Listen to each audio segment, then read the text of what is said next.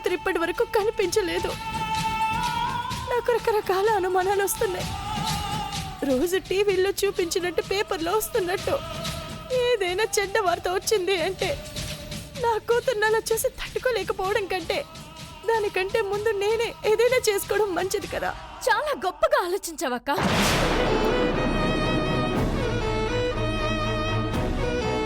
సుజాత,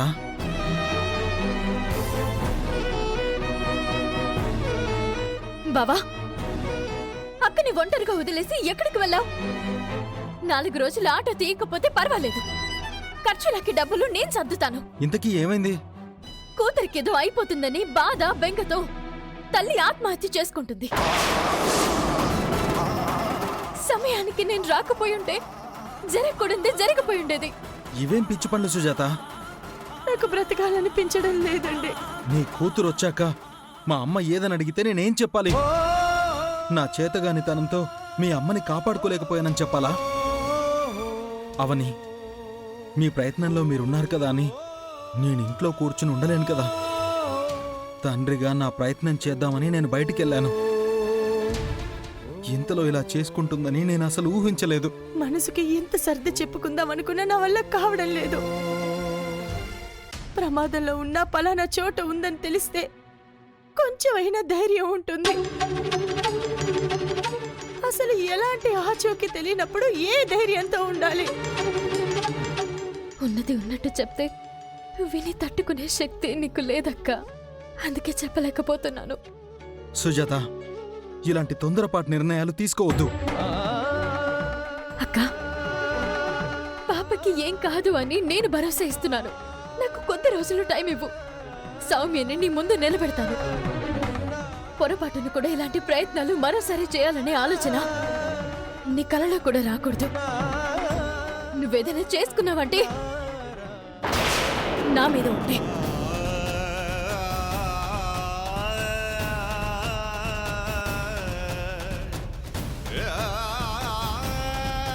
కొంచెం ఓపికతో ఉండక్క, ప్లీజ్.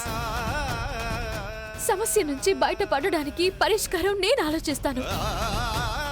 నిన్నొకసారి చూసిపోదామని వచ్చాను. రాకపోయింటే ఎంత ఘోరం జరుగుండేది.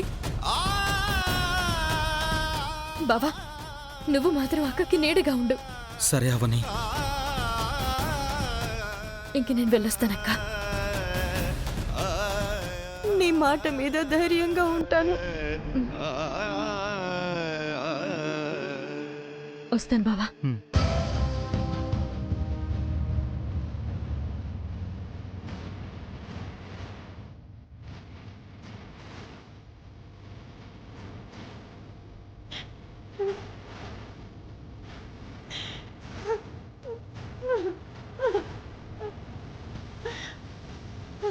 నేను వాళ్ళకు విగ్రహం ఇవ్వకపోతే సౌమ్య క్షేమంగా రాదు. సౌమ్య రాకపోతే అక్క బ్రతకదు. ఏం చేయాలి దేవుడా?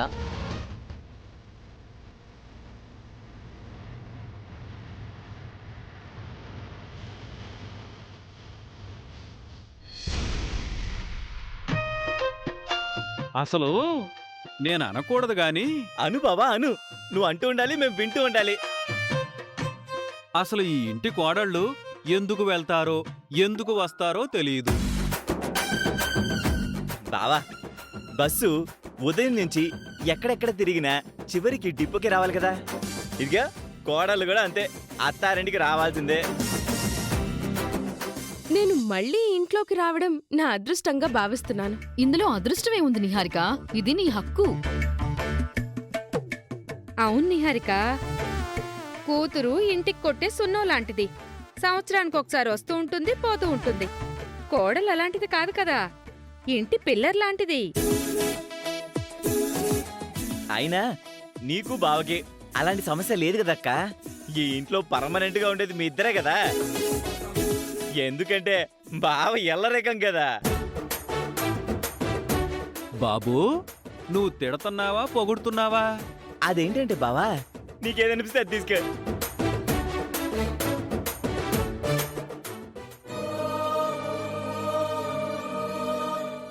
నువ్వు తిరిగొచ్చిన సందర్భంగా మరి మాకు పార్టీ ఏం లేదా నిహారిక? బావా, ఎప్పుడు తీసుకోవడమే గాని ఇవ్వడం ఉన్నదా? ఆ, మీ ఇంటికొస్తే ఏమిస్తారు, మా ఇంటికొస్తే ఏం తెస్తారు అనే కాన్సెప్ట్ బావది.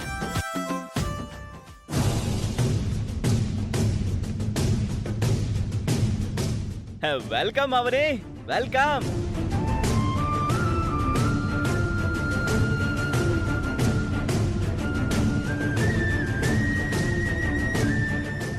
నిన్ను చూడగానే అవనికి ఫ్యూజుల్ out.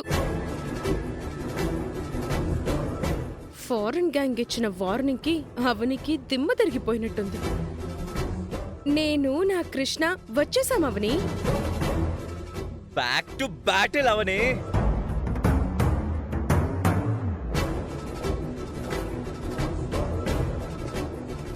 It's not a dream Avani, it's really real.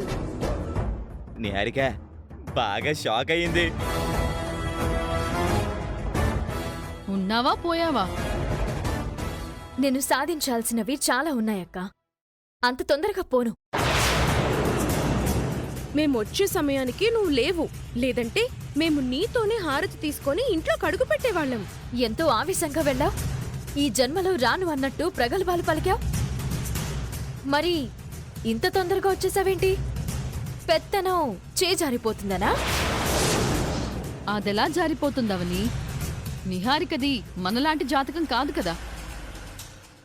నిహారికది కూడా అత్తయ్య లాంటి జాతకం కాదు. ఎన్నిసార్లు ఎంతమంది దగ్గర ఈ మాట అంటావు అవని? నేను చెప్పింది మీకు అబద్ధం, నాకు నిజం. నిహారికది అత్తయ్య లాంటి జాతకం కాకపోతే నిహారిక ఇన్ని రోజులు మన ఇంట్లో ఉండలేదు. ఉండదక్క. ఫైనల్ గా జరగబోయేది కూడా అదే.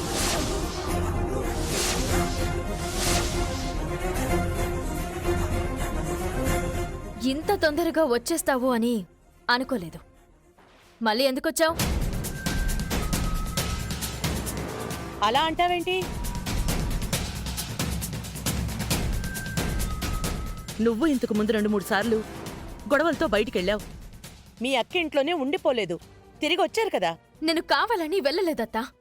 నన్ను బయటికి కావాలని గెంటేశారు.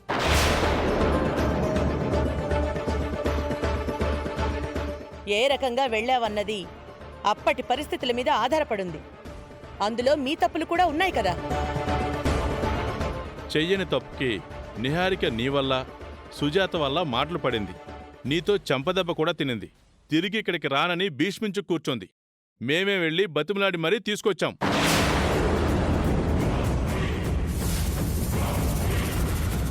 చాలా మంచి పని చేశారు.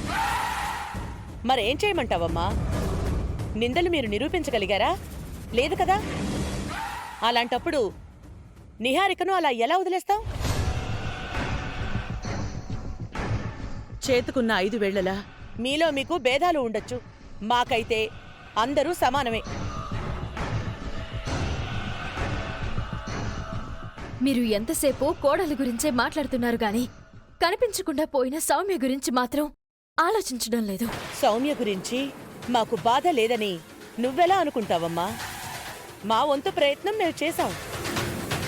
కానీ నువ్వు మాత్రం సౌమ్య కనిపించకుండా పోయిన విషయంలో నిహారికని మరోసారి నిందించొద్దు. అది నీకు మంచిది కాదు. ఇదిగో అవని, మా అమ్మా నాన్నలు ఎంతగానో బతిమలాడాలని వచ్చాం.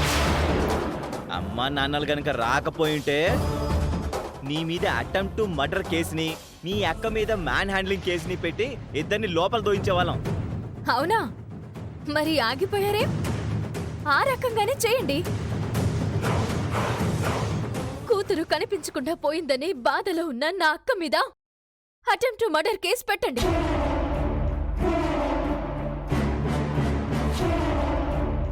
కూతుర్లాంటి సౌమ్య గురించి నిహారిక నోటుకొచ్చినట్టు మాట్లాడినందుకు కొట్టానని నా మీద కూడా అలాంటి కేసే పెట్టండి.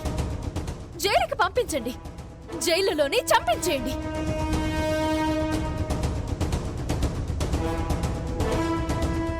మీరా పని చేస్తే నా వల్ల గాని నా అక్క వల్ల గాని మీ ఆగడాలకు అడ్డుండదు.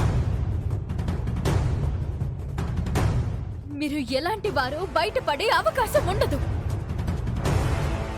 ఇలాగే దర్జాగా బతికేయచ్చు. వెళ్ళండి, కేసులు పెట్టండి. అనుభవించడానికి మేము సిద్ధంగా ఉన్నాం.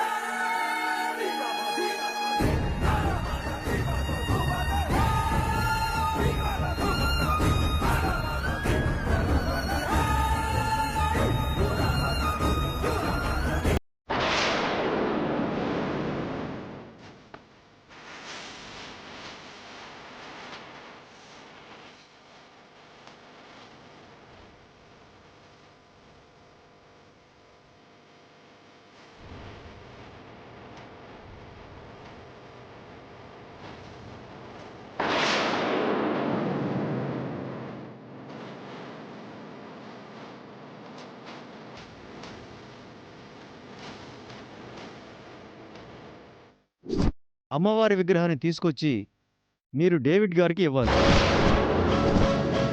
నీకు ఎంత డబ్బు కావాలన్నా ఇస్తారు. అలాగే పాపని సేఫ్గా వదిలేస్తారు. లేదంటే పాప ప్రాణాలకి ప్రమాదం. నీకు రోజు పూజలు చేసుకుంటున్నాను. నా కుటుంబ క్షేమం కోసం ఎన్నో సందర్భాల్లో ఈ విధంగా చేతులు జోడించాను, కానీ ఈ రోజు మాత్రం అయోమయ స్థితిలో ఇలా నీ ముందుకొచ్చాను. వినాశకాలే విపరీత బుద్ధి అన్నట్టు ఆ దుష్టులకు దురాశ పుట్టింది. నిన్ను నమ్ముకున్న వారిని రక్షిస్తావు, నిన్ను అమ్ముకోవాలని చూసిన వారిని శిక్షిస్తావు. అలాంటిది ఈరోజు నువ్వు మౌనంగా ఉన్నావు. ఈ పాటికే వాళ్ళ అంతం చూడాల్సిన నువ్వు నన్ను ఈ స్థితిలో కూర్చోబెట్టావు. ఎందుకు నాకు ఇలాంటి పరీక్షలు పెడుతున్నావు? నీకు పరీక్షలు పెట్టింది ఆ అమ్మవారు కాదవని, ఈ నిహారిక. ఇప్పుడు నేను ఏం చెయ్యాలి? ఇంతకాలం నిన్ను ఎంతగానో ఆరాధించిన నేను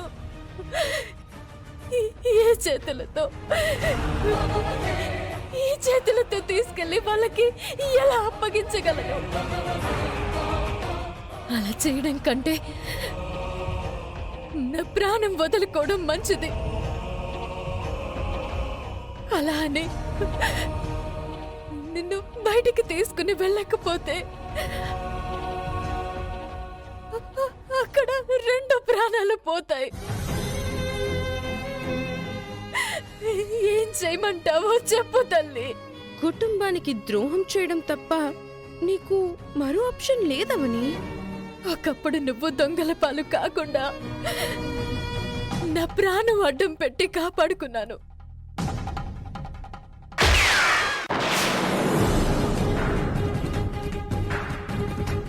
ఇప్పుడు సౌమ్యని విడిపించుకోవడం కోసం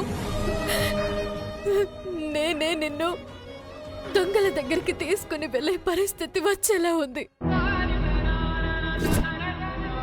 చెయ్యకూడని పెద్ద తప్పు చేసి ఇంటి నుంచి బయట అడుగు పెడితే తిరిగి ఇంట్లో అడుగు పెట్టే అవకాశం నాకిక జన్మకి ఉండదు.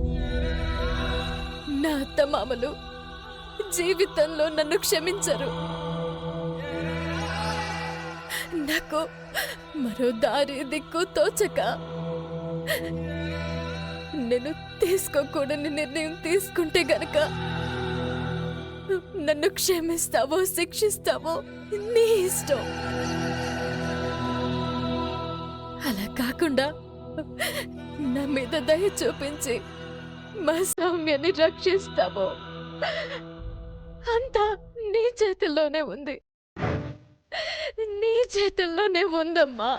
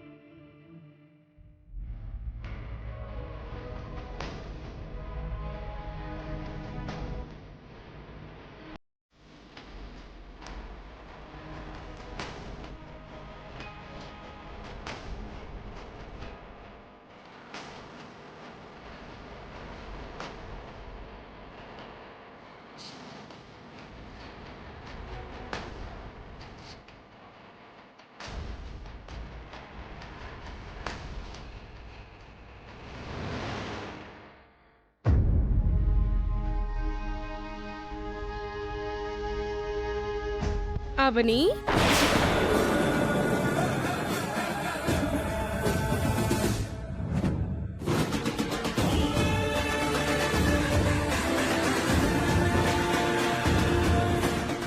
ఏంటి అమ్మవారి ముందు అంతసేపు కూర్చొని ఏం మొరపెట్టుకున్నావు? నిహారిక బయటికి వెళ్ళిపోయిందని సంబరపడుతుంటే మళ్ళీ ఇంట్లోకి తీసుకొని వచ్చేసావేంటమ్మా అని అమ్మవారి ముందు బాధపడుతున్నావా? లేదు అంటే కిడ్నాప్ అయిన సౌమ్య తొందరగా కిడ్నాపర్ల చెర నుంచి బయటపడాలని మొక్కుకున్నావా? నేనడిగిన రెండింటిలో ఏది నిజం? మొదటిదా రెండోదా? అడిగిన దానికి సమాధానం చెప్పవేంటి? ఎలాగైతేనే తిరిగి వచ్చేసావు కదా, నువ్వు సంతోషంగా ఉండవు. నాకేం బాధ లేదు. మాటి మాటికి నా జోలికైతే రావద్దు. ఏదైనా కష్టం వచ్చిందా నా దగ్గర చెప్పుకో మిత్రమా. నాకు చేతనైన సాయం ఏదైనా చేస్తాను కదా. నీ పని నువ్వు చూసుకో.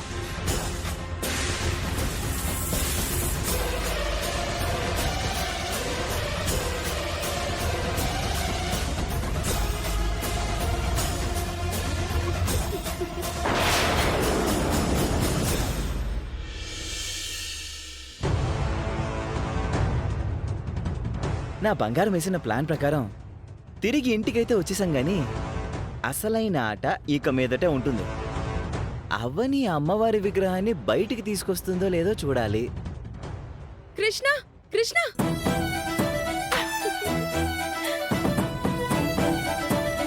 ఏంటి బంగారం, నీ ముఖ చిత్ర ఆనందంతో వెలిగిపోతుంది. బంగారం లడ్డు లడ్డు లడ్డు లడ్డు కళ్ళు తిరుగుతున్నాయి. లడ్డు లడ్డు ఆపు ఆపు ఆపు.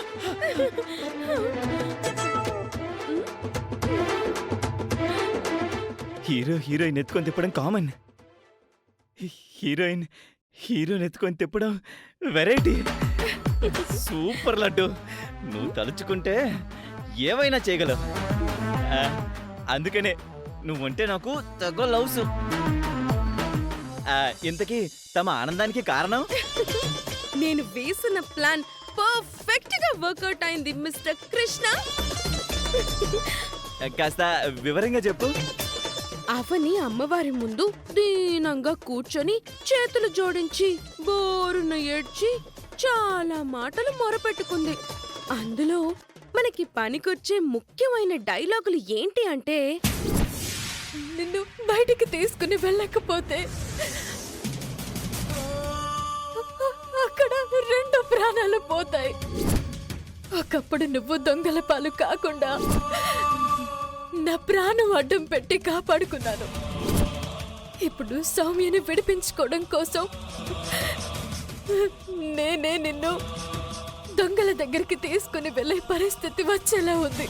నాకు మరో దారి దిక్కు తోచక నేను తీసుకోకూడని నిర్ణయం తీసుకుంటే గనక నన్ను క్షమిస్తావో శిక్షిస్తావో నీ ఇష్టం.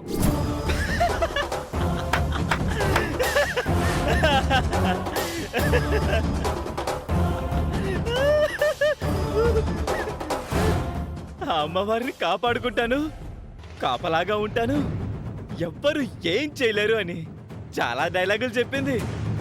చివరికి దెబ్బకు రివర్స్ యాంగిల్లో ఆలోచించాల్సిన దుస్థితి వచ్చింది.